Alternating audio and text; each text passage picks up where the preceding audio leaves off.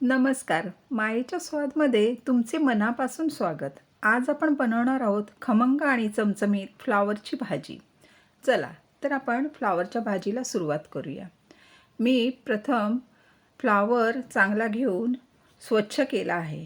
स्वच्छ केल्यानंतर ते चांगले तुकडे करून घेतले कापून आणि 5 मिनिटे कोमट पाण्यात मीठ घालून ठेवलं आहे. त्यामुळे सर्व घाण निघून जाते आणि फ्लॉवरमध्ये बारीक हिरव्या अळ्या पण असतात कधीकधी.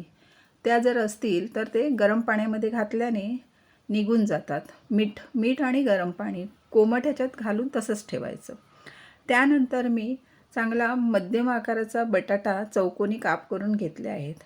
तो तेलामध्ये जरा चांगला परतून घेणार आहे.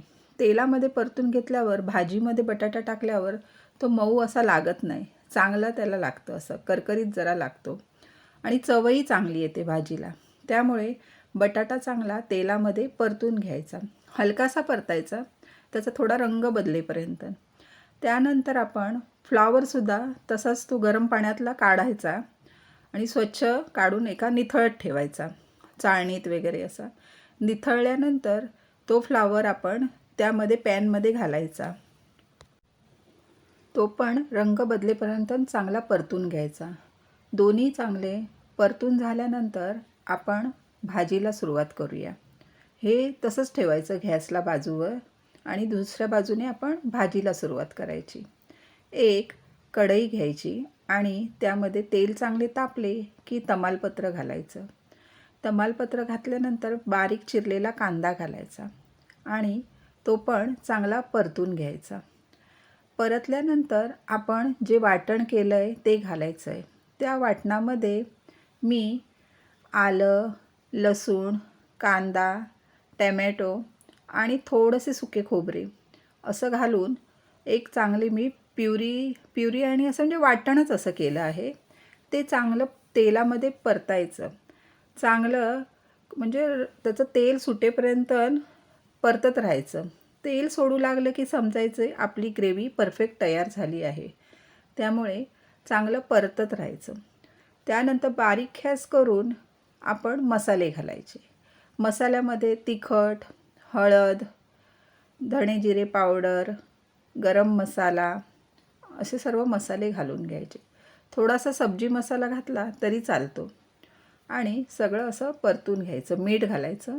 मीठ घातल्याने वाटण आणि मसाले ह्यांना चांगला रंगही येतो आणि चवही येते, म्हणून कधी पण वाटणात मीठ घालायचं.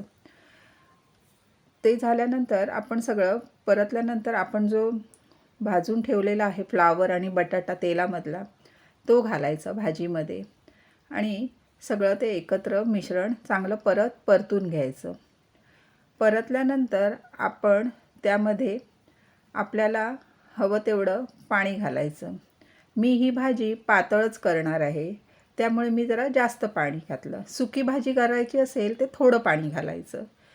अशा रीतीने पातळ भाजी ही आपण भाकरी, चपाती, भातासोबत पण खाऊ शकतो आणि त्याला चांगली उकळी द्यायची. झाकण ठेवून मी चांगली उकळी काढली आहे. उकळी आल्यानंतर बघायचं आपण चांगली भाजी शिजली आहे, आपल्याला कितपत हवी त्याप्रमाणे आपली झणझणीत आणि चमचमीत अशी चांगली फ्लॉवरची भाजी तयार झाली आहे.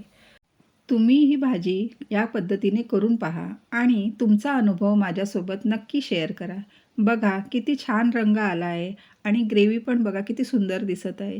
ही भाजी तुम्ही भाकरी, पोळी, पुरीसोबतसुद्धा खाऊ शकता. आजची रेसिपी कशी वाटली हे नक्की सांगा. पुन्हा भेटू एका नवीन चवीसह. धन्यवाद.